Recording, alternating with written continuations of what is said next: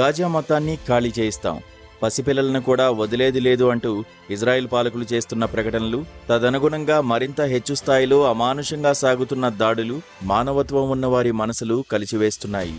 అత్యంత ఘోరమైన, క్రూరమైన పరిస్థితులను గాజా ఎదుర్కొంటున్నదని, కాస్తంత దయతలచాలని ఇజ్రాయెల్ ప్రధాని ఐక్యరాజ్య సమితి అధినేత బతిమాలుతున్నారు.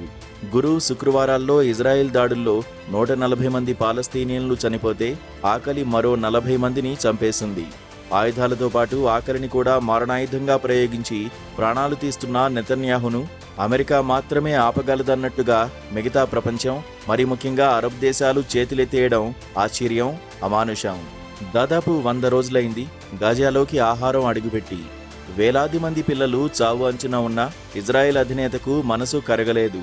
గాజాలో ప్రవేశం కోసం సరిహద్దుల్లో నిరీక్షిస్తున్న ఆహారపు ట్రక్కులను ఆయన లోపలకు రానివ్వలేదు. అస్త్రాలతో పాటు ఆకలిని కూడా వాడి ఒక్క పసిగుడ్డును కూడా గాజాలో మిగిలినివ్వకుండా మొత్తం ఖాళీ చేయించే దిశగా ఆయన పావులు కదుపుతున్నాడు. గాజాను స్వాధీనం చేసుకుని ఖాళీ చేయించి దానిని ఒక టూరిస్టు రిసార్టుగా మార్చేందుకు అమెరికాకు అప్పగించడం కోసమే ఈ ఊచకోత కొనసాగుతుందన్నది స్పష్టం. కాల్పుల విరమణ ఒప్పందం చక్కగా అమలు జరుగుతూ తన వద్ద ఉన్న బందీలను అనుకున్న ప్రకారం హమాస్ సవ్యంగా అప్పగిస్తున్న దశలో అమెరికా అధ్యక్షుడు తన మనసులో మాట చెప్పడం ఆ కాస్తంత శాంతిని బద్దలు కొడుతూ ఒక అర్ధరాత్రి వేళ ఇజ్రాయెల్ మారణాయుధాలతో విరుచుకుపడి ఒకే రోజు ఏకంగా 600 మందిని హతమార్చడం చూశాం. అలా ఆరంభమైన ఆ ప్రయత్నం నానాటికి మరింత దుర్మార్గంగా, అమానుషంగా అమలు జరుగుతోంది. ట్రంప్ కళ్లలో ఆనందం చూడ్డానికి ఆయన అనుమతితోనే ఈ మారణకాండను మళ్లీ మొదలెట్టానని అప్పట్లో చెప్పిన నెతన్యాహు ఇప్పుడు అదే ఆప్తమిత్రుడి కోరిక మీద కాసిన్ని ఆహార ధాన్యాలు గాజాలోకి అనుమతించాలని నిర్ణయించుకున్నారు.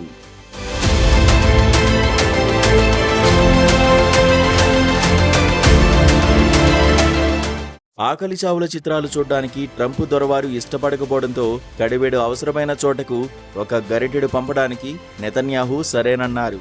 5 నెలల తర్వాత విలేకరుల సమావేశంలో మాట్లాడిన నెతన్యాహు ఒకే ఒక ముక్కలో అసలు విషయాన్ని తేల్చేశారు.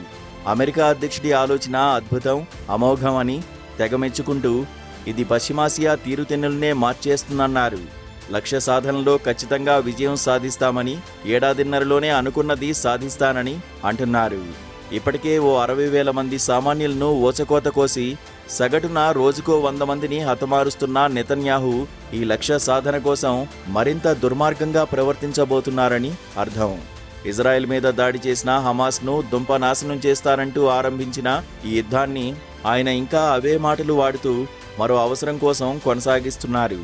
లక్షలాది మంది ప్రాణాలను, జీవితాలను ఇజ్రాయెల్కు బలిపెట్టిన హమాస్ను ఇప్పటివరకు నెతన్యాహు ఎంత మేరకు దెబ్బతీయగలిగారో తెలియదు, కానీ గాజా మొత్తం నామరూపాలు లేకుండా పోయింది. కంటి ఎదుట కన్నబిడ్డలు కన్నుమూస్తున్నా ఏడ్చే ఓపికలేని తల్లులు, ఆకలితో మరణిస్తున్న పిల్లలు, వృద్ధులతో శ్మశానంలాగా మారిన గాజాలో ఒక్క ఆసుపత్రిని కూడా మిగలనివ్వలేదు నెతన్యాహు. బ్రిటన్, ఫ్రాన్స్, కెనడాలకు కాస్తంత మనసు కరిగి, ఆగ్రహం కలిగి వాణిజ్య చర్చలను బందుపెట్టినందువల్ల ఇజ్రాయెల్ అధినేత ఈ కాస్తంతైనా దిగువచ్చి 4 మెతుకులు అందించడానికి ఒప్పుకున్నాడు. అంతేకాని గాజావాసులకు కడుపు నిండా అన్నం పెట్టి పుట్టిన చోటే ఉండనిచ్చే ఆలోచన తనకు లేదని ఆయన తేల్చేశాడు. అగ్రరాజ్యాధినేత అభీష్టానికి అనుగుణంగా ఆకలితో పూర్తిగా చావనివ్వకుండా ఉంచి ఆయుధాలతో మిగతా పని పూర్తి చేయాలని లక్ష్యంగా పెట్టుకున్నాడు ఆయన.